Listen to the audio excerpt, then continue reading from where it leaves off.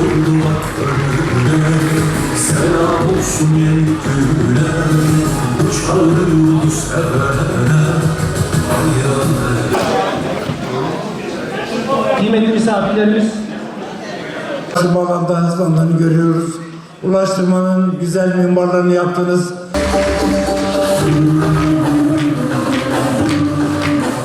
Beraber yola çıktığımız değerli dava arkadaşlarımız, hanımefendiler, beyefendiler, nice uygarlıkların harmanlandığı, Doğu ve Batı kültürlerinin buluştuğu, tarihin ve bereketi şehri Batman'da sizlerle beraber olmaktan duyduğum memnuniyeti ifade ediyorum. Bu vesileyle sizleri saygıyla selamlıyorum değerli kardeşlerim. Sizler de hoş geldiniz, sefalar götürdünüz. İlk danışma toplantımız, burada alınacak kararlar, yapacağımız istişarelerin Allah Teala inşallah hayırlara o istişareleri tebdil eylesin, bereketlendirsin inşallah. Toplantımız şehrimiz için, ülkemiz için, bölgemiz için inşallah hayırlı uğurlu olsun. Değerli dava arkadaşlarım, tabii biz Cumhurbaşkanımızın liderliğinde 81 ilimize ne lazımsa biz de o anlamda gayret ediyoruz, çalışmalarımızı yürütüyoruz. Cumhurbaşkanımız bir Türkiye yüzyılı hedefi koydu. O hedef doğrultusunda ülkemizin geleceğini planlıyoruz, inşa ediyoruz. Sadece bugünü, yarını değil, bakın biz 2028'leri, 2035'leri, 2053'leri, 2071'leri planlayan bir ülke haline geldik. Kimin sayesinde? Recep Tayyip Erdoğan'ın sayesinde. Allah Teala ondan razı olsun. Yürüttüğümüz süreçlerden bir tanesi de terörsüz Türkiye süreci. Bakın bu süreç başlatıldığı zaman geçmişte bazı olumlu olumsuz tecrübelerimiz oldu elbette. Ama bu süreç başlatıldığı zaman buna inanmayanlar oldu. İnanmayanları bırakın, bu sürecin önüne taş koymaya çalışanlar oldu. Ama bugün bu sürecin ne kadar kıymetli olduğunu hep beraber görmüş olduk. Bakın teröre Türkiye, biraz önce Elazığ vekilimiz de bahsetti, 2,5 trilyon lira, 2,5 trilyon dolar masraf etti maalesef. Biz sadece bakanlık olarak 355 milyar dolarlık bir yatırım yaptık. Ya baktığımız zaman 8 kat daha fazla yatırım yapardık ülkemize sadece ulaştırma alanında. Onun için kaynaklarımızı, insanımızı, en kıymetlisi de o, maalesef heba etmişiz. Birileri bunun heba olmasına alkış tutmuş, zemin hazırlamış. Ama biz de tam bu süreçte Cumhurbaşkanımızın çıkışıyla beraber Allah'ın izniyle biz yolumuza devam ediyoruz. Terörsüz Türkiye'yi değil, sadece terörsüz bölgeyi inşa edeceğiz. Bakın her tarafımızda sıkıntılar oldu, oluştu ama bir akılla beraber Cumhurbaşkanımızın yönettiği bir devlet aklıyla beraber vatandaşımızın, milletimizin, ülkemizin birlik beraberliğine halel getirmeden bu tehlikeleri tek tek bertaraf ediyoruz çok şükür. Tek tek bertaraf ediyoruz. Burada elbette Doğu, Güneydoğu'daki vatandaşlarımızın, illerimizin duruşu da ayrı bir kıymete sahip. Bu süreçte bazı illerimizi provoke etmeye çalışıyorlar ve oraları Türkiye'nin gündemine getirmeye çalışıyorlar. Ama çok şükür biz bu süreçte başarısız olduklarını gördük. Batmanımızın bayrağına, ülkesine, sevdasını gördük. Allah sizlerden razı olsun değerli kardeşlerim. Değerli kardeşlerim, bakın AK Parti siyasetleri ülkemizi bütünleştirme siyasetidir. Ülkemizi geleceğe taşıma siyasetidir. Bizde ideoloji değil, insan vardır bizim odağımızda. Kavga değil, elbette hizmet vardır. Yine rant değil, biz projelerimizle gündem oluruz. Projelerimizle biz konuşuruz. Sonuçta biz laf değil, icraat üretiriz. İcraat yaparız gerçekten. Ve milletimiz de Cumhurbaşkanımızın liderliğinde AK Parti hükümetlerimize 24 yıldır destek veriyor. Allah razı olsun. Elbette bu verilen destekte teşkilatlarımızın çok bir kıymeti vardır. Şimdi Cumhurbaşkanımız diyor ya, bana sizler gibi dava ve yol arkadaşları nasip ettiği için Rabbime ne kadar şükretsem azdır diyor. Biz de diyoruz ki Allah Teala bize böyle bir liderle yol yürümeyi nasip ettiği için biz ne kadar şükretsek azdır. 2002'de 6 ilimiz sadece bölünmüş yollarla birbirine bağlanırken, 6101 kilometre bölünmüş yol varken, bugün 77 ilimizi bölünmüş yollarla birbirine bağlamış durumdayız. 30.049 kilometreye çıkardık bölünmüş yol uzunluğumuzu. Neler yaptık? Biz bir tarafta Çanakkale Köprüsü'nü yaparken, öbür tarafta beğendik Botançay Köprüsü'nü yaptık. Öbür tarafta Batman'ımız için de kıymetli olan Bitlisçay Viyadüğü'nü yaptık.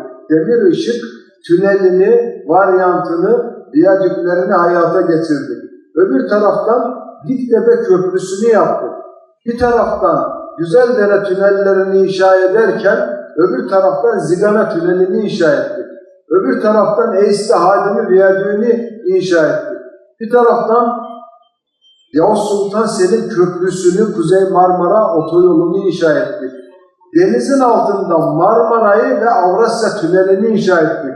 Değerli kardeşlerim, bunlar elbette bir maddi imkan meselesidir. Ama ondan önce bir irade meselesidir. O iradeyi gösterecek bir lider ve ekip lazımdı. O da AK Parti ekipleridir. Allah'ın izniyle biz durmadan yolumuza devam edeceğiz. Değerli kardeşlerim, bakın biz sizin yetiştirdiğiniz evlatların ürettiği TürkSat 6A uydusunu uzaya gönderdik. O evlatları siz yetiştirdiniz. Allah razı olsun sizlerden. Onun için onlar daha fazlasını yapacak. 7A uydusunu şimdi biz planlıyoruz. İnşallah önümüzdeki süreçte o var. Bakın ülkemizdeki iletişim problemlerini, haberleşme problemlerini daha kalıcı çözme adına 5G ihalesini yaptık. 1 Nisan'da da inşallah kapsamaya başlayacağız ve 2 yıl içerisinde tamamını ülkemizin kapsar hale geleceğiz. Akıllı şehirlerden, akıllı yollardan, dünyanın bir tarafından ameliyat yapabilen teknolojileri ülkemize getirmiş olacağız. Ben öğleden önce Sayın Valimizden ilimizle ilgili bilgiler aldım değerli kardeşlerim. Bakın siz yakından takip ediyorsunuz ancak müsaadenizle ben de bazı bilgileri sizle paylaşmak istiyorum. Şehir merkezinin nüfusu 500 bine geldi. 650 bin genel nüfusumuz var. Türkiye sıralamasında iyi bir seviye. Ve genç bir nüfusumuz var Batman'ımızın. Ve Batman'ın coğrafyası gerek yeraltı zenginliğiyle, gerek arazi yapısıyla beraber gelişmeye gerçekten çok müsait bir coğrafya ve gelişiyor. Yeni organize sanayi bölgeleri ihdas edildi. Değerli vekilimiz burada bahsetti. Sizin evladınız, sizin yetiştirdiğiniz bir ailenin mensubu. Dolayısıyla Batman'daki o potansiyel artık burada ete kemiğe büründürülmüş, yatırım yapılmaya başlanmış. Bakın yatırımcı ne arar biliyor musunuz değerli kardeşlerim? Yerli olsun, yabancı olsun. Yatırımcı önce güven arar. Gideceği yerde güven olmasını ister. Biz bütün Türkiye'de olduğu gibi Batman'ımızda da o güveni tesis ettik çok şükür. Bundan sonra Batman'ın yolu açık, bahtı açık, yolumuz açık olsun değerli kardeşlerim. Batman'da neler yaptık? Bakın AK Parti hükümetlerimizin döneminde sadece bizim bakanlığımız olarak 40 milyar liranın üzerinde yatırım yaptık Batman'ımıza. Sadece 15 kilometre bölünmüş yol vardı. Biz bunu 177 kilometreye çıkarmıştık. 3 kilometre sıcak asfalt vardı. Sadece ana yollarda biz bunu 126 kilometreye çıkardık. Valiliğimizin, belediyelerimizin yaptıkları da hariç olmak üzere artık bütün köylerimize de sıcak asfalt yolları yapmaya başladık çok şükür. Bakın Batman Güney Çevre Yolu'nu, Batman Hasankeyf yolunu, Batman şehir geçişini, yine üniversite, Balpınar, Esentepe, Gültepe farklı seviyeli kavşaklarını yaparak sizlerin hizmetine sunduk. Yine biraz önce bahsettiğim Diktepe Köprüsü'nü bitirdik, bağlantı yollarını yapıyoruz. Burada Sason yoludur. Bizim bu anlamdaki talep edilen yolların projelerine de bir taraftan başladık. Onları da projelendirmeye devam ediyoruz. Yine Batman Çayı Köprüsü'nü tamamladık. Sizin yakından takip ettiğiniz ve beklediğiniz, biz de ekip olarak Batmanlı siyasetçiler ve yöneticiler ve bakanlık olarak bir hafif raylı sistem projesi var. Onun proje çalışmalarını belediyemizle beraber başlatmış olduk. İnşallah o projeyi bitirdiğimizde onun fizibilitesini yaparak yapım çalışmalarına da inşallah başlamayı Allah-u Teala bizlere nasip etsin değerli kardeşlerim. Yine Batman'da bakın 2000 yılların başında binlerle ifade edilen birkaç bin yolcu yıllık seyahat ediyordu. Geçen sene 735 bin yolcuyla kapattık. Batman Havalimanımızı yeniledik. Oraya yatırım yaptık. Bakın haftada 82 uçuş var. Haftada. Yaklaşık söylüyorum. İstanbul'a hem Esenboğa hem Sabiha Gökçen hem de İstanbul Havalimanı'na. Esenboğa ve Adnan Menderes Havalimanı'na uçuşlar vardı ve biz Antalya ve İzmir uçuşlarını da başlatmış olduk. Elbette daha ihtiyaçlar var. O ihtiyaçlara da biz bakacağız. Hiç kimsenin şüphesi olmasın. Cumhurbaşkanımız bütün illerimize, Batmanımıza nasıl bakıyorsa biz de öyle bakacağız Allah'ın izniyle değerli kardeşlerim. Biz AK Parti hükümetleri olarak yaptığımız hizmetleri eğer bir oy terazisine koymuş olsak Batman dahil her tarafta %80 oy almamız lazım. Bu kadar oy alıyor muyuz? Almıyoruz. O zaman demek ki biz vatandaşımıza birazcık daha dokunacağız. Vatandaşımıza elbette bir tarafta yaptığımız hizmetleri daha iyi anlatabilirken, ona kendimizi daha iyi anlatabilirken, bir taraftan da onun gönlüne gireceğiz. Elimizi omuzuna koyacağız. Halını hatırını soracağız. Onun derdiyle elbette dertleneceğiz. Onun sıkıntısıyla dertleneceğiz. Sıkıntısız insan olur mu? Elbette olmaz. Ama bizim de görevimiz onlarla dertlenmek, onları çözmek değerli kardeşlerim.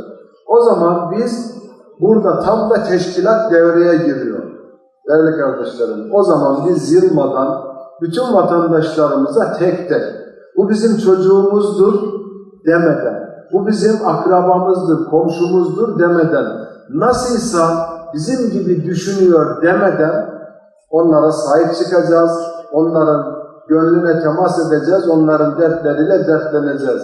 Bunu yapacak AK kadrolara biz sahibiz Allah'ın izniyle ve önümüzdeki süreçte, önümüzdeki seçimlerde de Batman başta olmak üzere Allah'ın izniyle bütün Türkiye'ye biz bunu göstermiş olacağız değerli kardeşlerim. Onun için sizlerden istirhamım, Cumhurbaşkanımız söyler, bir seçimin bittiği akşam, ertesi gün seçim süreci başlamıştır. Bakın takvimle biz daha 1 Ocak kaç gün önceydi? 23 gün önce. Bakın yıldan neredeyse 1 ay gitti kardeşlerim.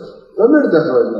Onun için seçimlerde bizim için çok yakın. Biz yarın seçim olacakmış gibi burada çok iyi bir teşkilatımız var. İl başkanımız Allah razı olsun. Bütün ekibiyle beraber ve biz burada daha iyi sonuçları alacağımıza canı gönülden inanıyoruz. Değerli kardeşlerim bakın bir Karadenizli, bir Trabzonlu olarak şunu da size söylemek isterim. Sizin buradaki her başarınız, sizin buradaki vatana, millete, bayrağa sarılmanız Trabzon'daki kardeşlerimizi mutlu ediyor, gururlandırıyor. Bunu da unutmayın değerli kardeşlerim. Yaptığımız istişare toplantısı, yaptığımız bu birliktelik İnşallah hayırlara vesile olsun. Allah-u Teala bereketlendirsin. Allah-u Teala yolumuzu, bahtımızı açık eylesin. Bütün bu coğrafyanın içerisinde Allah-u Teala'nın bize bahşettiği liderle nice 10 yıllara, nice güzel hizmetlere Recep Tayyip Erdoğan'la beraber hepimizi nasip etsin. Kalın sağlıcakla değerli kardeşlerim.